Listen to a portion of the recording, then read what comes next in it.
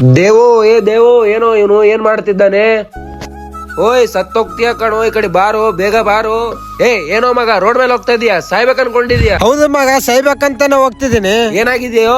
ನನ್ನ ಹತ್ರ ದುಡ್ಡಿದ್ದಾಗ ಪ್ರತಿಯೊಬ್ರು ನನ್ ಜೊತೆ ಇದ್ರು.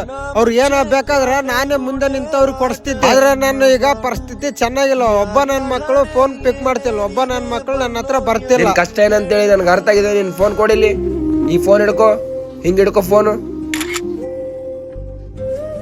ಅರೆ ಮಗ, ಏನ್ ಮಾಡ್ತಿದ್ಯ ನೀನು? ಸುಮ್ನೆ ಇರು, ನೀನೇ ನೋಡುವಂತೆ.